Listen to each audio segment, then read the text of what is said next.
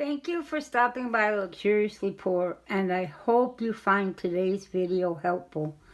And I would like to say that if you need wisdom on what to do for now or the future, this book is extremely helpful. Hey guys, this morning I was talking to a friend of mine, and this made me do this video, and I took these cans out because this is some canned things that I have. And I'm going to tell you like what we were talking about, and I'm also going to explain to you about why this is a good idea to keep some canned foods like this on hand. It is really good. I mean, if you look at recipes of what to cook, it's like I told my friend this morning, I can't afford to cook the way my mother cooked. I can't afford the greens and the meat because, we had pork roast, pot roast. We didn't have canned stuff like this. It just, we could afford to go to the store and buy a truck roast because we were not considered rich, but that was poor man's food. What we ate was considered poor man's food. We would, pork steak, pork chops, pork roast, chuck roast, fried chicken.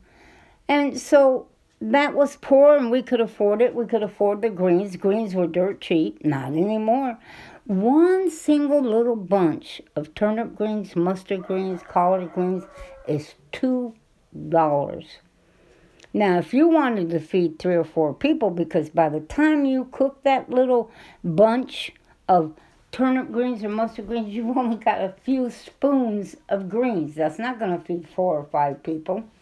So that's why keeping this on hand is a good idea. Another thing, we always had cornbread. The price of cornmeal is outrageous.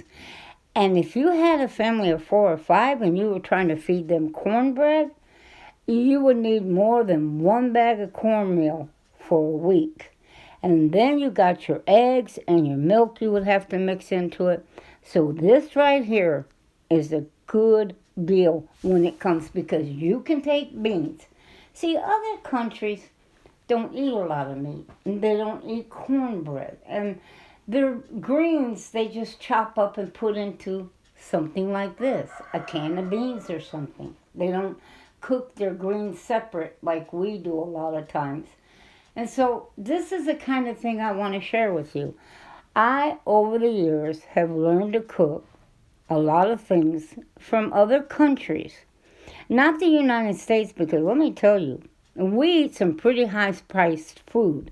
And even on YouTube, if you watch a lot of the people, they are not cooking poor man's food. And I mean real poor man's food. And they're cooking what I consider some pretty luxurious food.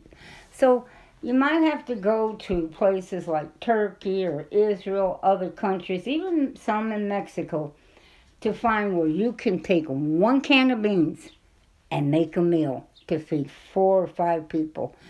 And sometimes it's chickpeas or white beans or black beans, but come back because I'm going to give you a few more recipes and a few more tips on how you can cook by using 1 can of beans and make a whole meal.